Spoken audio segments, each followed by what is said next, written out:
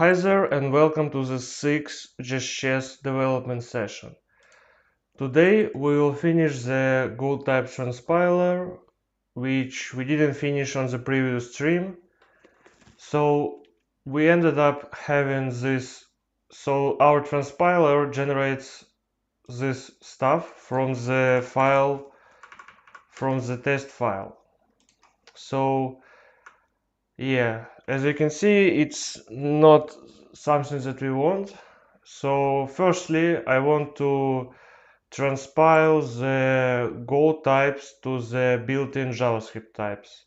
So for example, integer, float 64 and other alphanumeric types will be transpiled to the number. Strings and untyped strings will be transpiled to strings, and bool will be transpiled to boolean. And slices will be transpiled to empty arrays. So let's actually do that.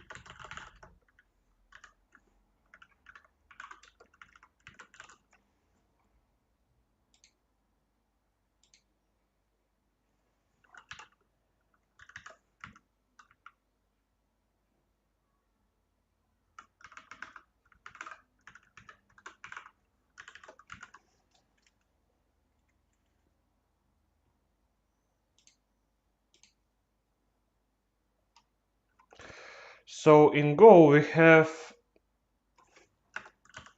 a lot of actually basic types. So we have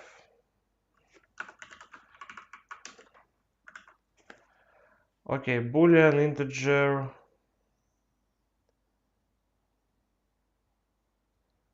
yeah, we need to map all of them.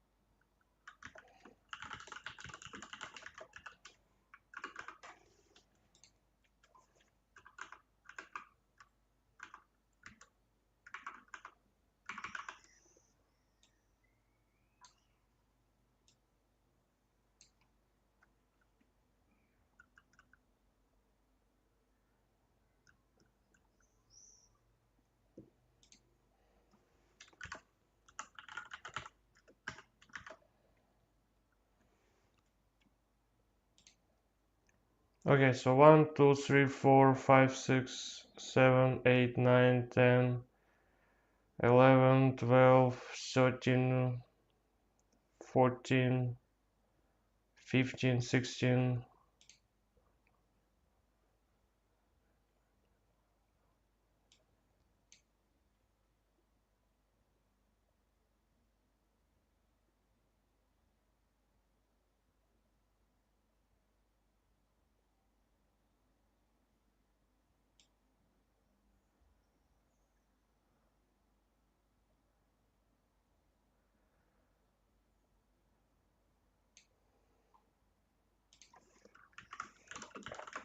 I actually forgot to put types.byte here.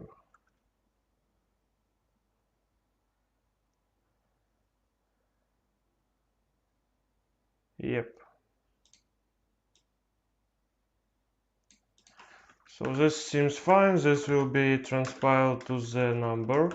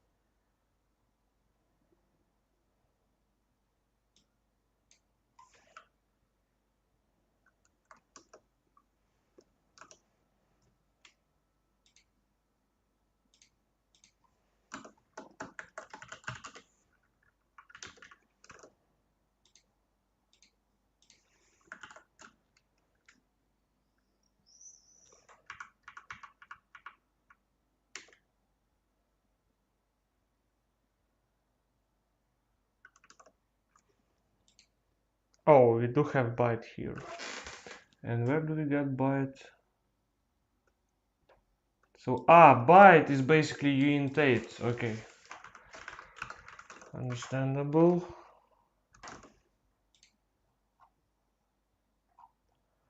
Yeah, transpile.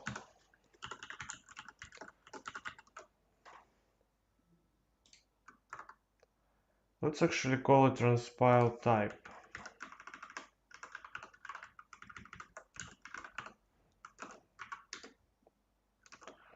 So what do we have? And we have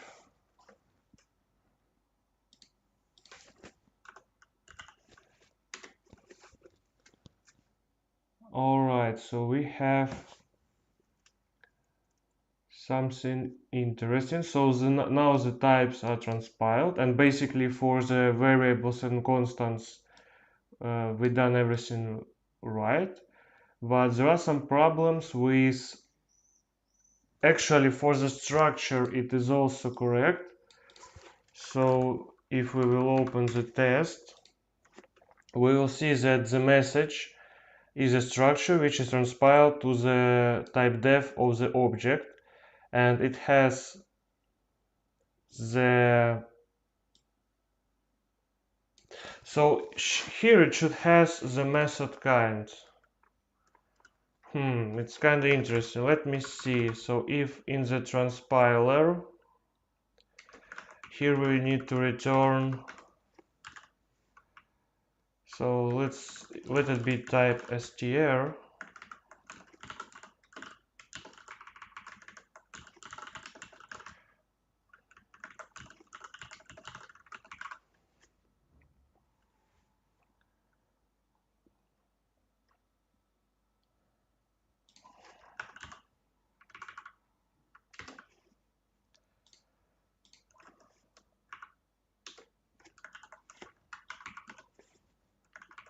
Okay, that looks fine. So we have correct implementation of variables, constants, and structures, but there is something wrong with the enums.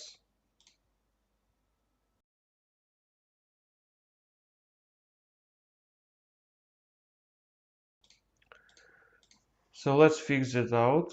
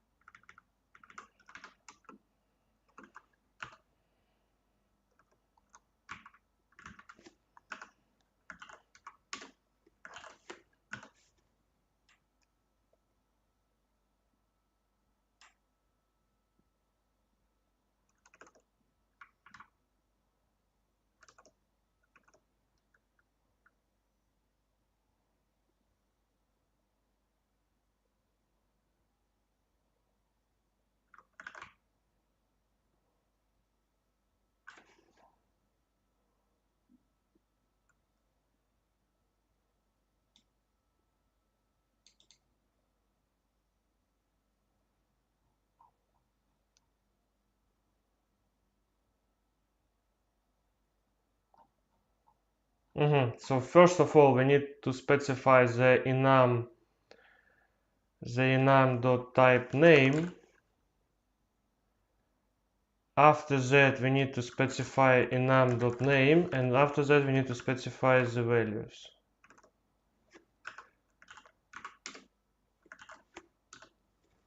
Yep, this is nice, but we also need to transpile the type name.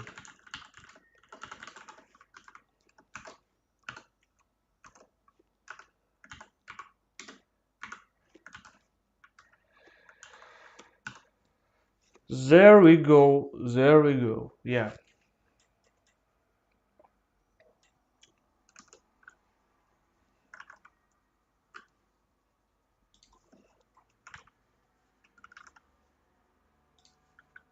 Let's simply add the indentation and we are basically done.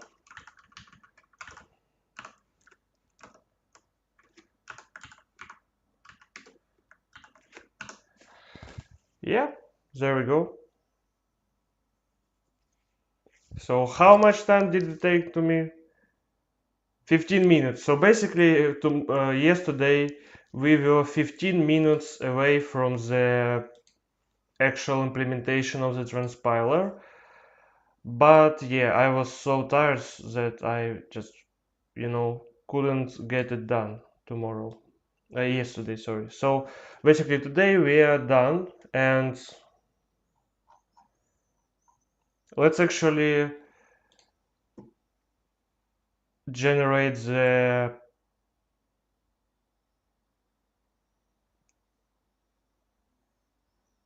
let's actually generate the required types. So in the judo, so we are declaring types for the message.go file.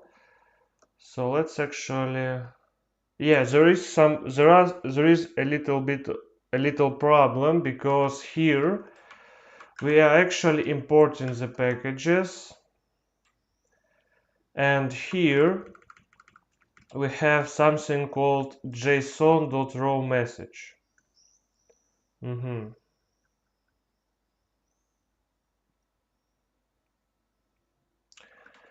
So it is not a basic type, and we need to deal with it manually.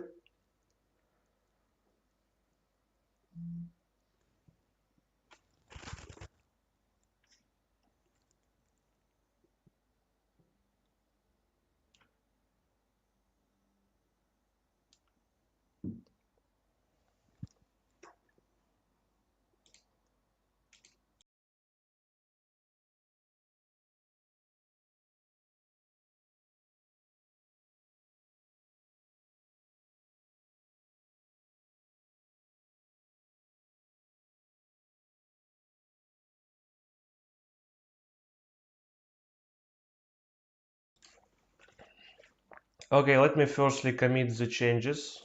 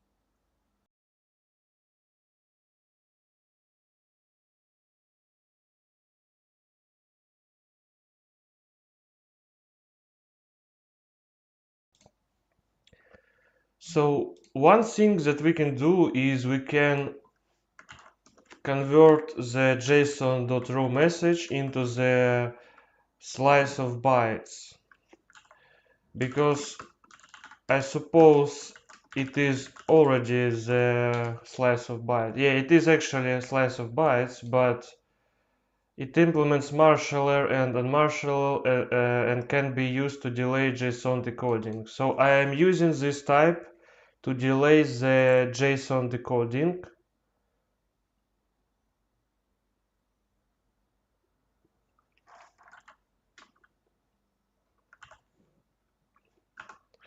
Here in the client, when we are receiving a new message, we are actually reading the JSON, but the payload of the message is not decoded yet.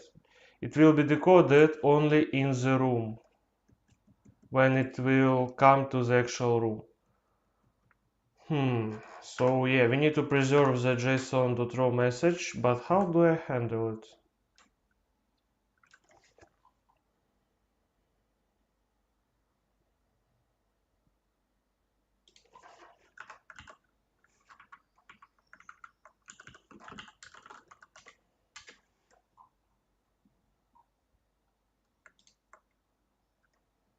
So the tutorial has something about the import statements.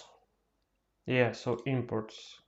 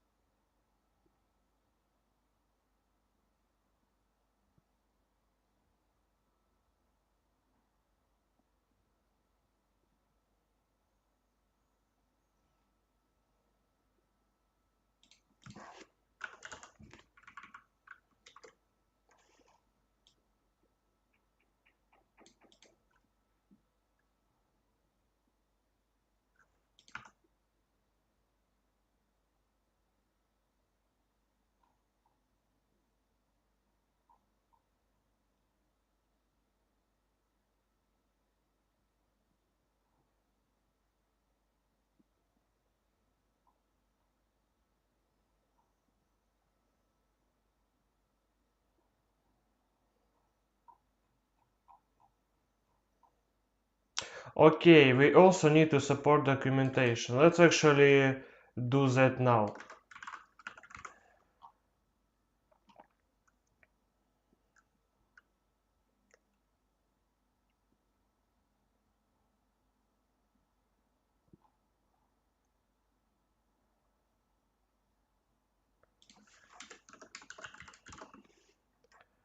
So how do we support the documentation?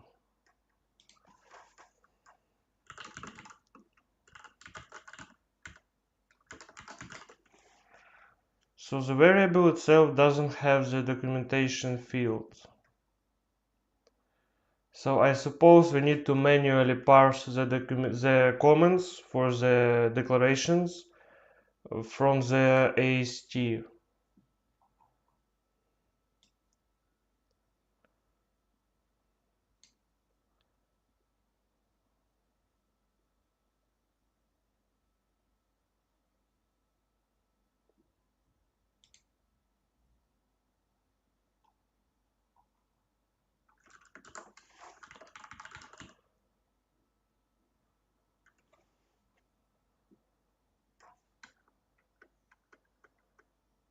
Okay,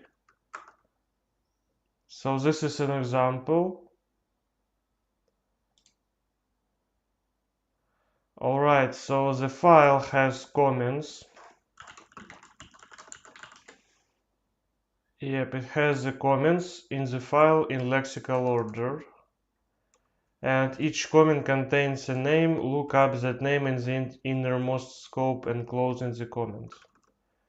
Okay, that is pretty interesting. So we need to declare a function called parse doc.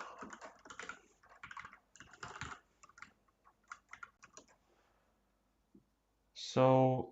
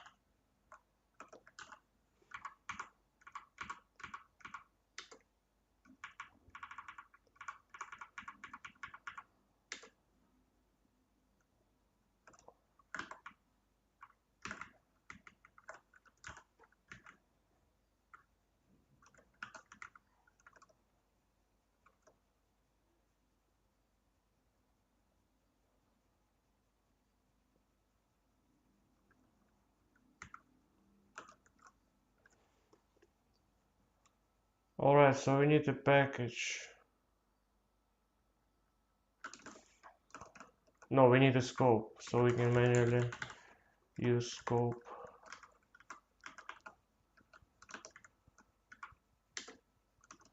Missing return.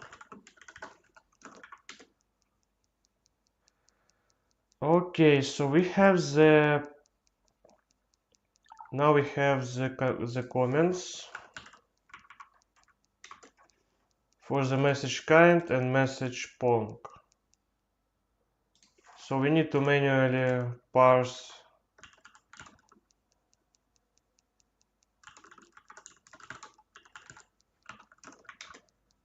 Yeah, we have this. So here we need to the decal name.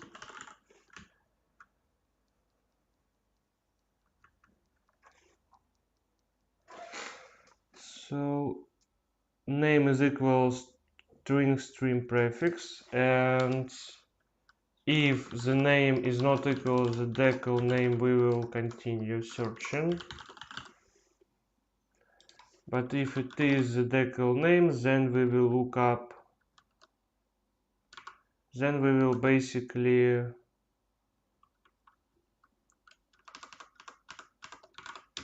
return the comment.txt.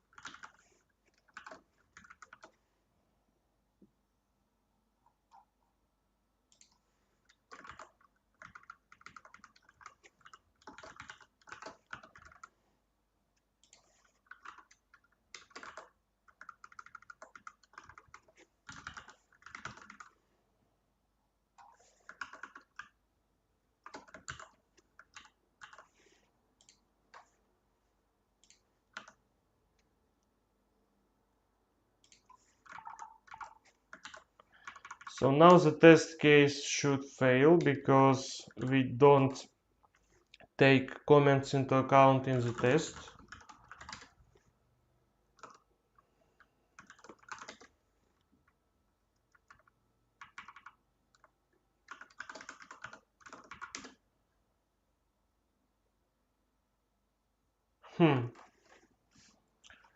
It doesn't fail. That means something went wrong. So let's debug this.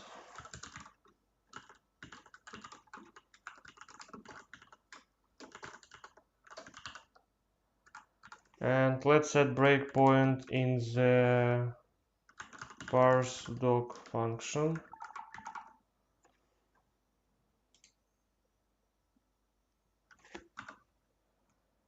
So the declaration name is C.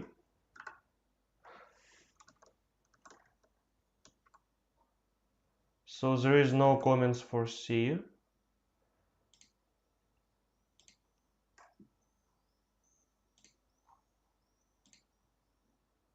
So we have 3 comments, 1, 2, 3, which is correct.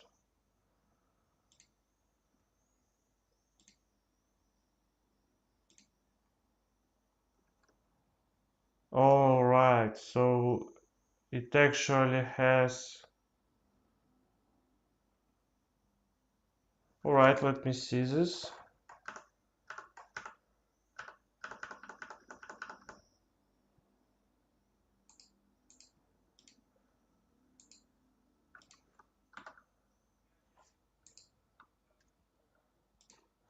So let's actually add the breakpoint with the condition. So here, set breakpoint, and let's add the condition, the hit condition, which will be the decal name is equal to, let's say, message ponk. Okay, let's say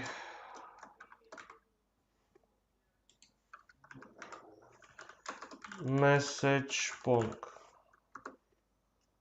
Okay, so there we go, we are in the message ponk, but the decal name is message kind.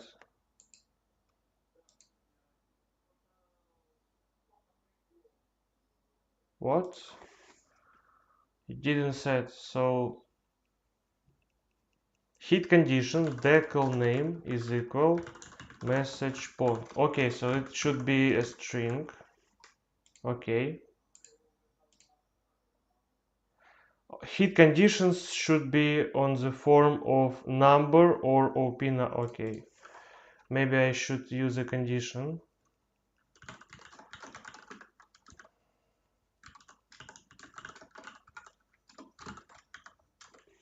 Yeah, there we go.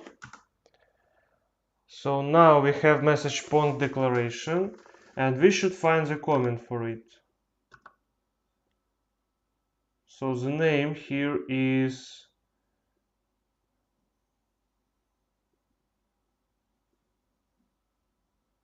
alright. Yeah, the name here should be trim space.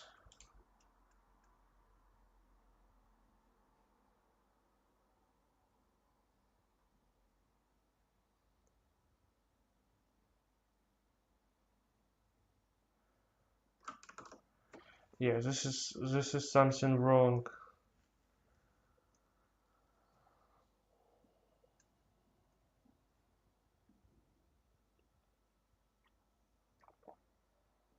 So the name should be the first word of the comments, right? So this should be the first word.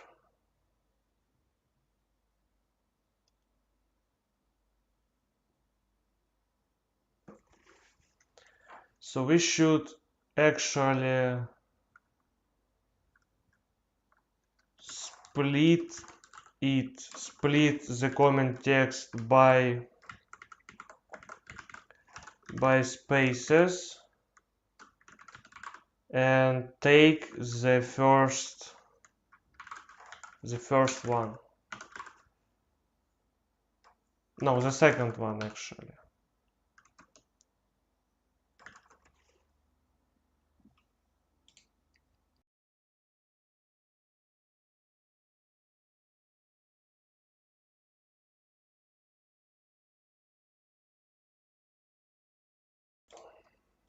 So let's take the second one and see what do we got.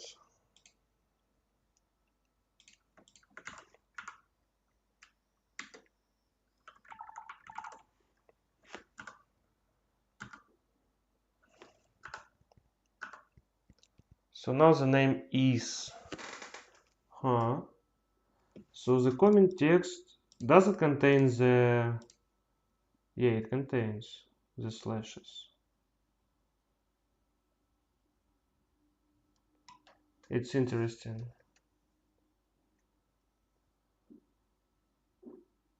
Okay, let's actually let's make it like words.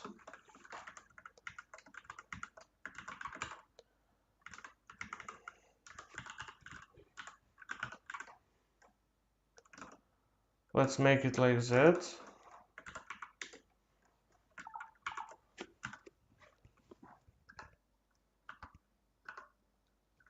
Okay, so the words is message ping, so it actually emits the slashes.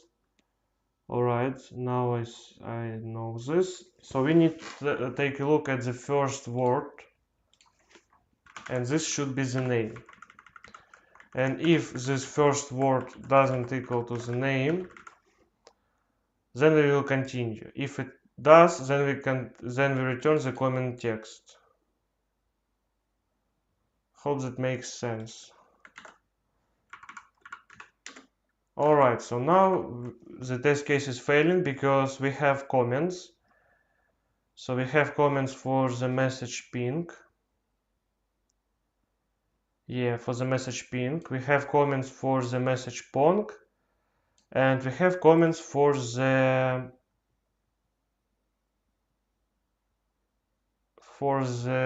key field. Alright, this is pretty Interesting. So for the field structure, we should look up not the f name, but the original field name.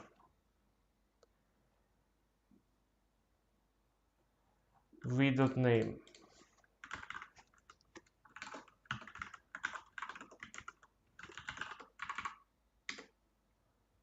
There we go. Okay, that's nice. So let's add the comments to the test case.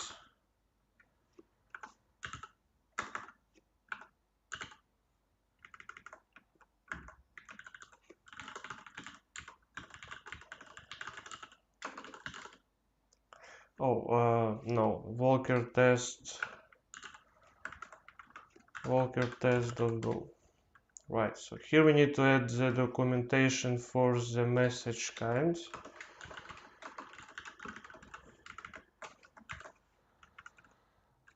For the message ping,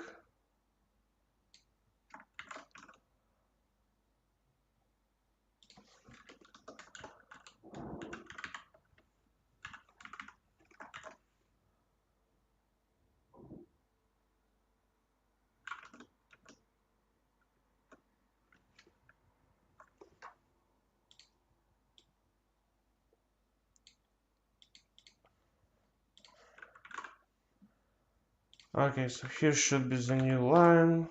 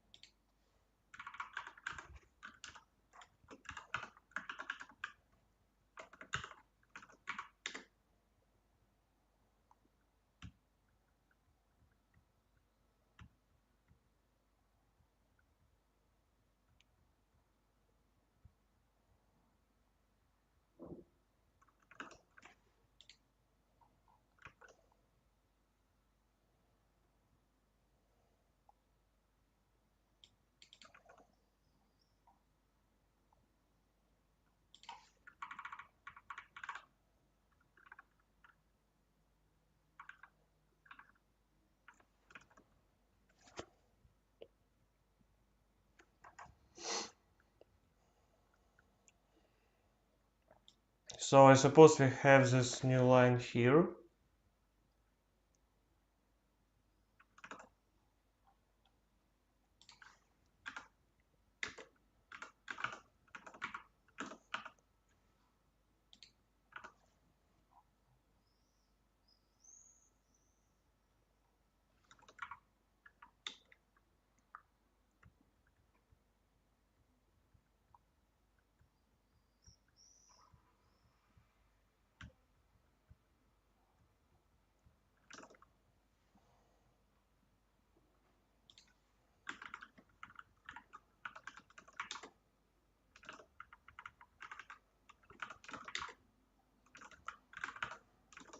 Okay, so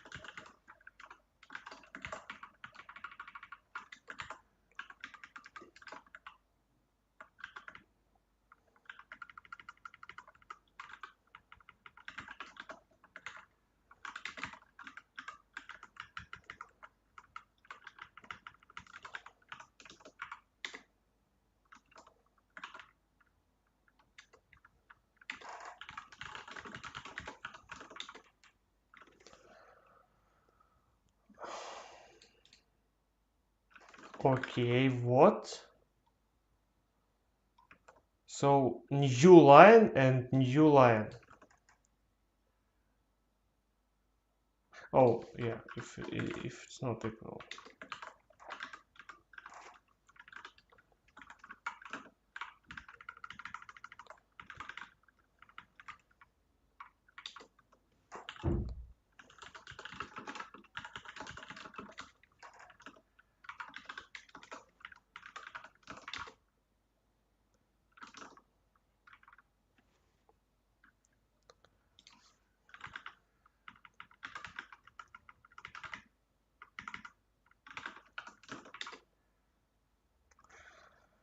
Kind is a message kind, so we have the new line here.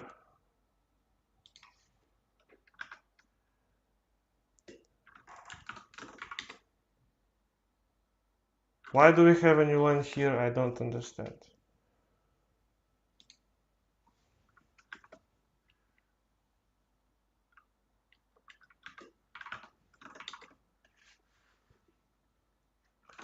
So let's actually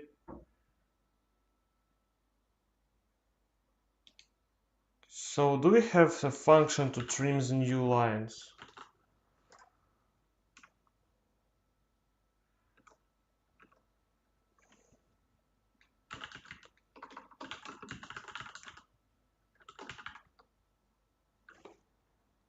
Okay, trim, yeah, we have the trim function. So let's actually trim the new lines.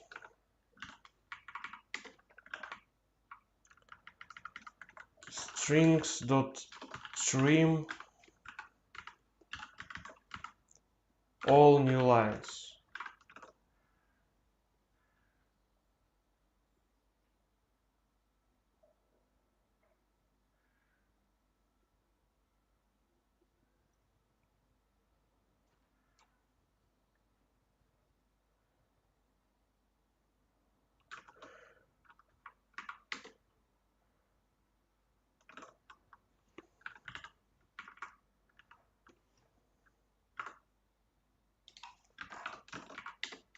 Okay, there we go.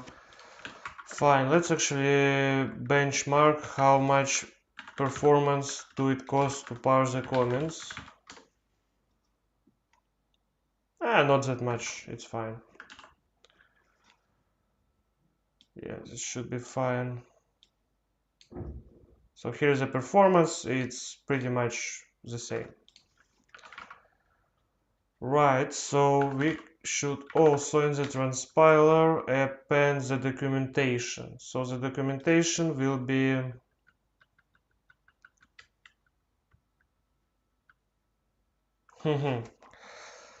So let's actually, to append the documentation, we should probably slightly change the format.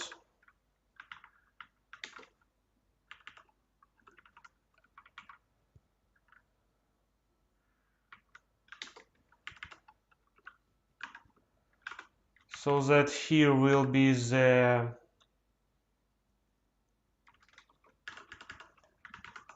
documentation. So here we will have the new line. Here we will have the comments. After that we will have the type def. After that we will have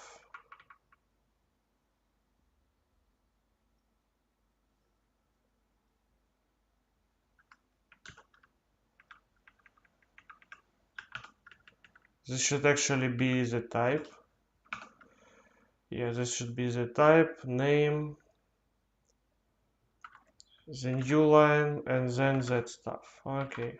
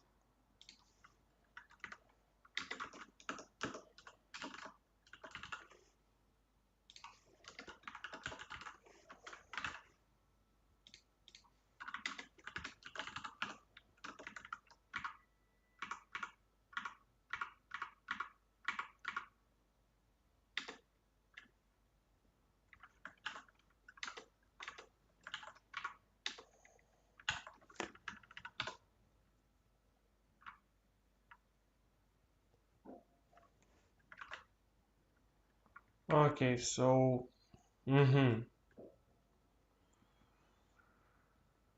all right.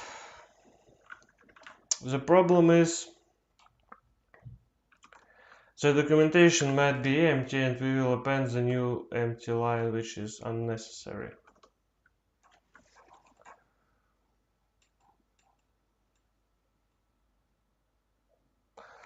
So we need to deal with that also.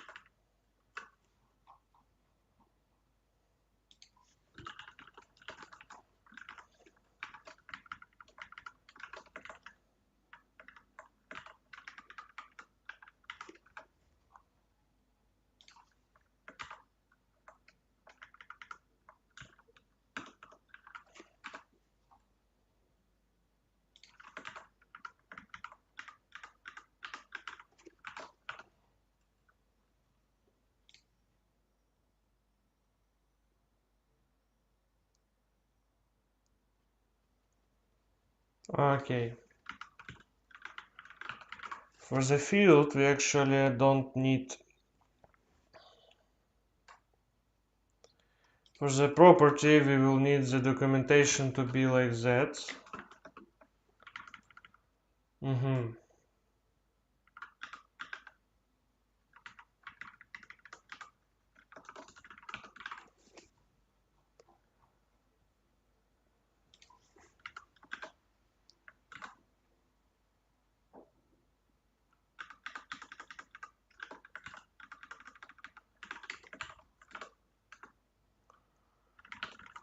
Okay.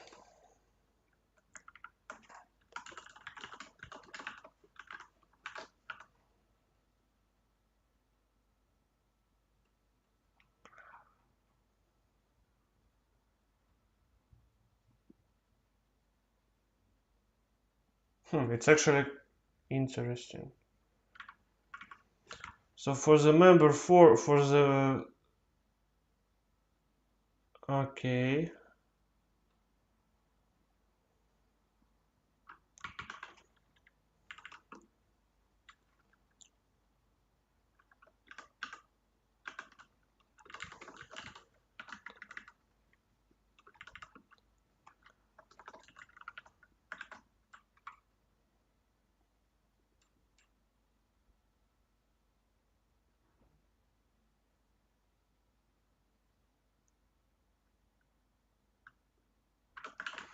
No, let's actually do something like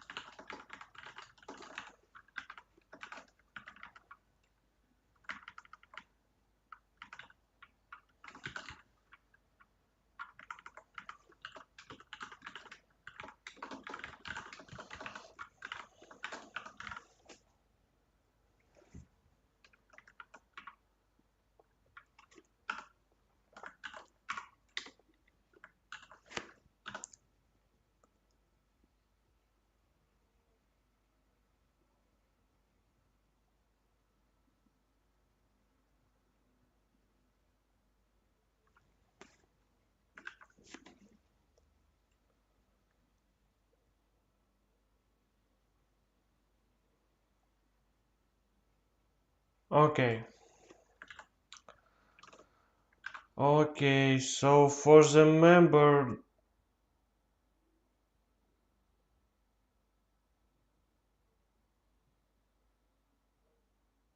alright, so for the member documentation, we need to split it, so we need to, okay, so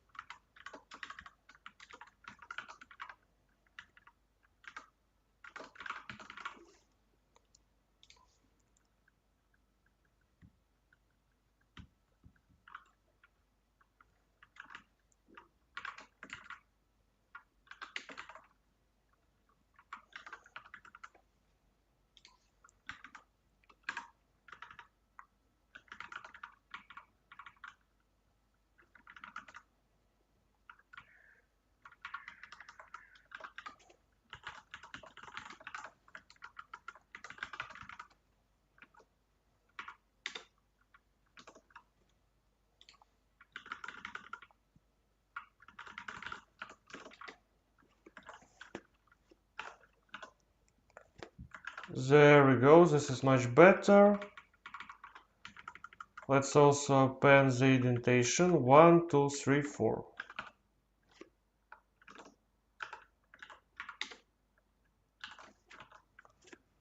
Alright, this is much better.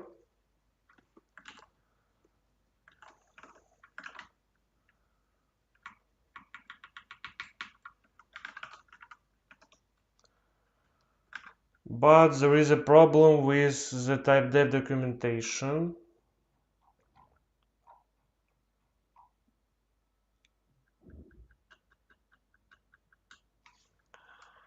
And that is because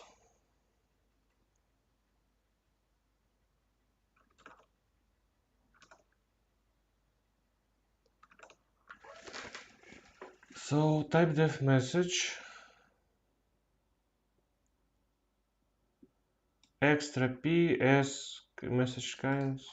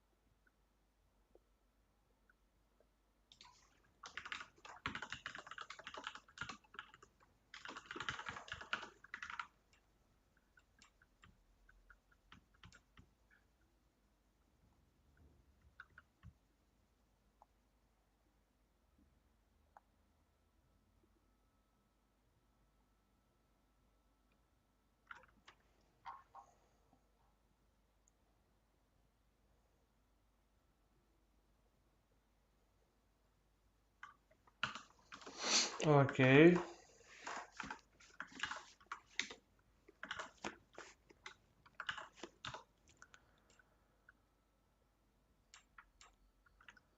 Okay, so for the num we have everything correctly. For the variables and constants also. So the only problem left is with the objects. With the objects.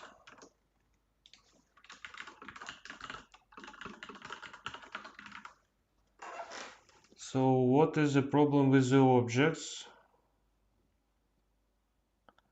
Yeah, I understand what is the problem with the object.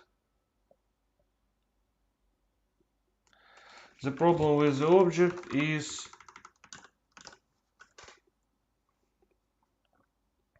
we need to pass the documentation here somehow.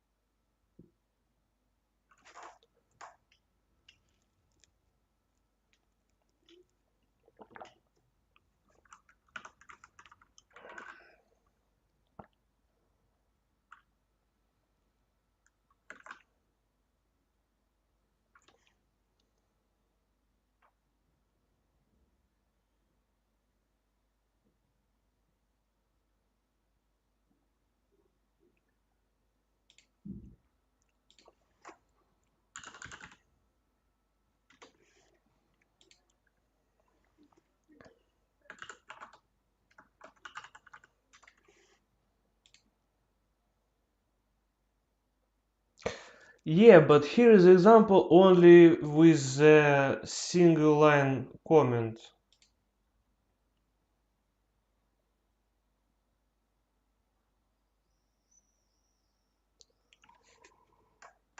But what about the multi-line comments?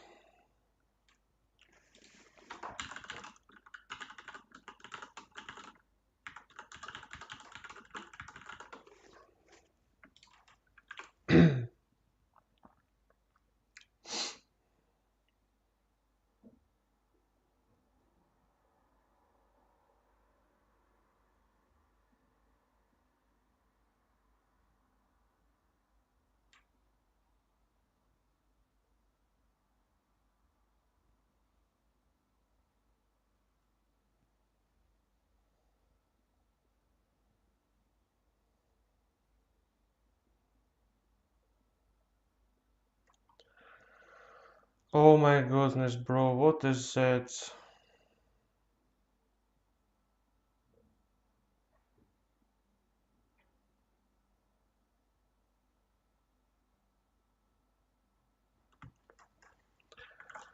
Okay. So right now let's stick with the single line comments for the structure fields. I think it will be much simpler. So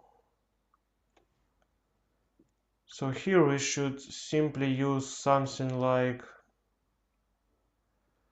so write string and in the structure field here in the documentation.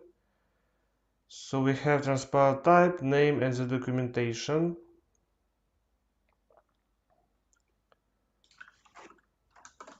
Okay, let's see what do we got right now.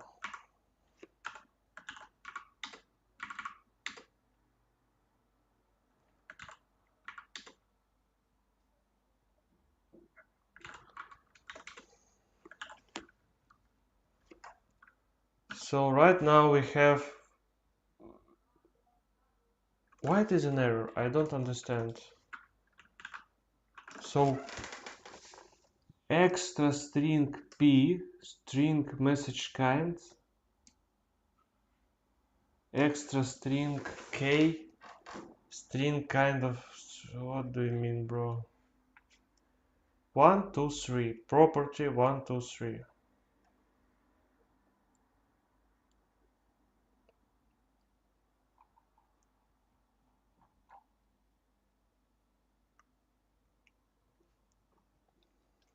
Write string as printf. Alright, yeah.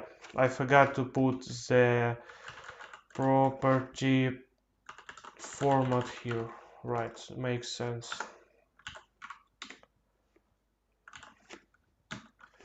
There we go, there we go.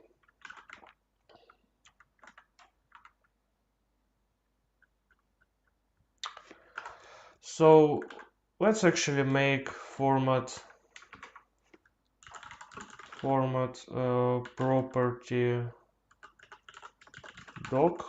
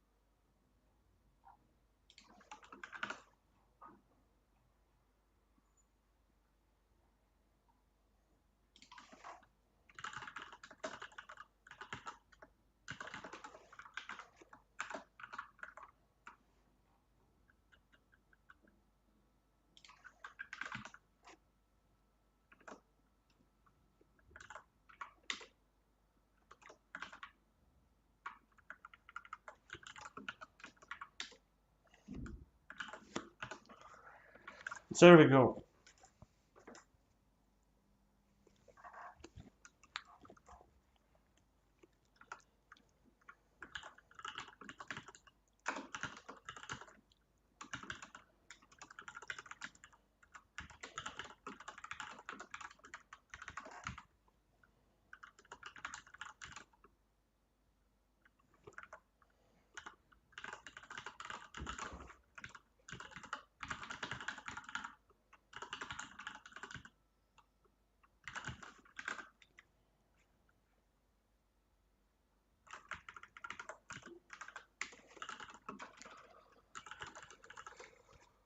Alright. So the only thing left is to actually support the JSON.raw message. Yeah, we're doing pretty good, 1 hour. So we already done basically a lot of stuff. So to support the JSON raw message,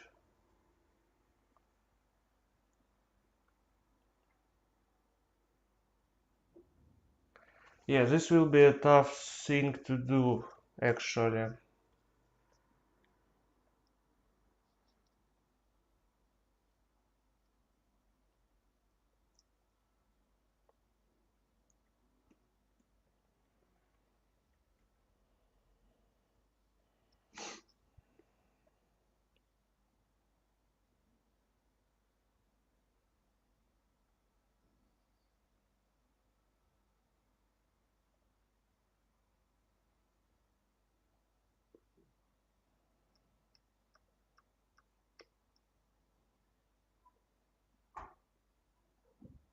So let's actually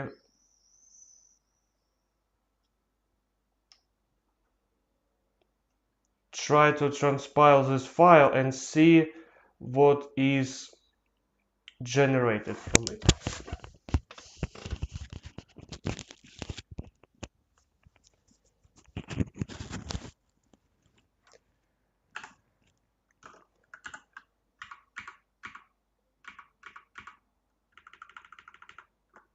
So we need to do something like judo repo JustChess internal vs message.go.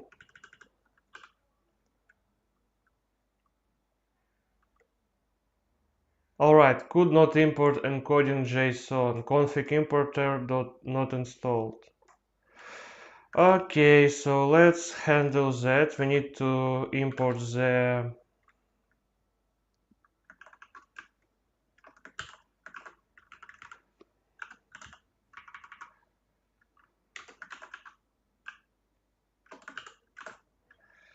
the importer package, so that will be go/importer,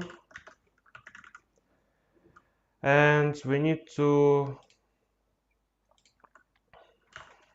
importer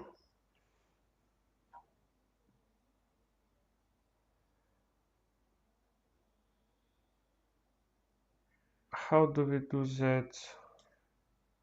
I've seen this in this documentation, maybe in the first example. Yeah, importer.default, so we need to do that stuff in the configuration. Yeah, there we go. Importer.default. So let's see what do we got now. Okay, so log imported and not used. That's kind of true. That's kind of true. Let's remove this.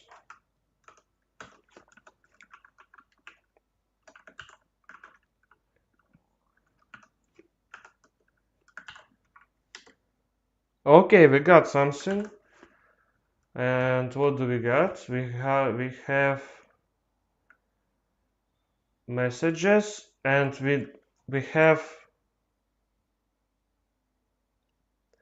the property which has encoding /JSON raw message, which is also fine.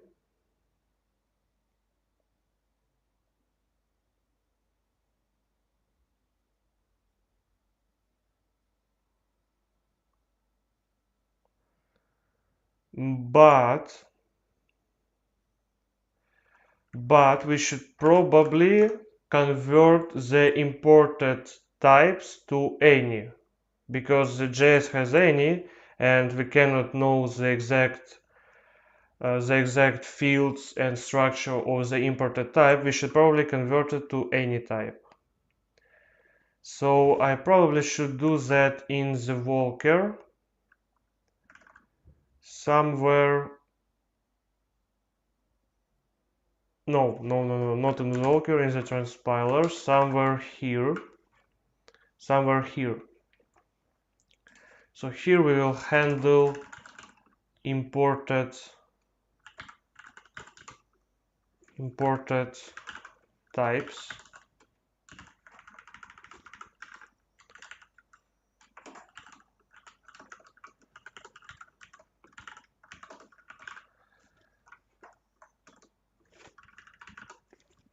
So if we have a dot in a type, then it is imported. So if strings.contains type string and it contains a dot, then we will return any.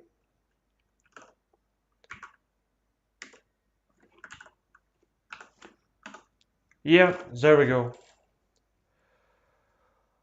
There we go. So we got everything. So yeah, that's basically our Go types transpiler fully implemented. So from, let's actually open that file. So it will be judo repo JustChess internal ws message.go,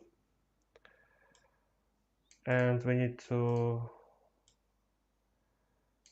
move it here so that for this specific message.go file, we are generating this JavaScript file, which I now don't need to manually keep up to date. So the enums are sorted in the alphanumerical order, but it doesn't matter because the actual values are generated from the Go source code file, and even if they are not sorted in the ascending order, it doesn't really matter. We will actually assign or use them something like message kind dot message resign, so it basically doesn't matter in which position message resign is located because it has a specific value generated from the Go file. That's cool. So we will use this file in our frontend, and after all, when I will need to add some other messages or fields to the message structure, I will simply run this command to generate the new source code file, and that's basically it. We don't need to bother with that.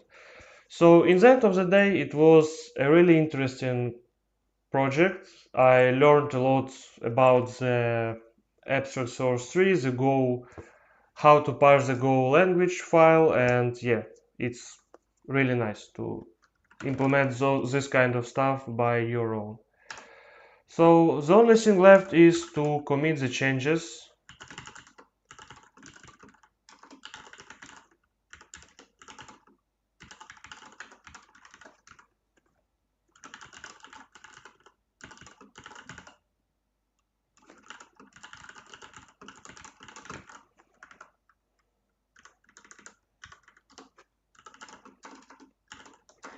And yeah, so basically that's it. This project is completed for now. Maybe I will develop it and add some other features, but we'll see how it goes. For now, it is fully working for my use case. So I think for today that's it. Thank you everyone who will probably watch this, and yep, there we go. Have a great day and see you on the next one.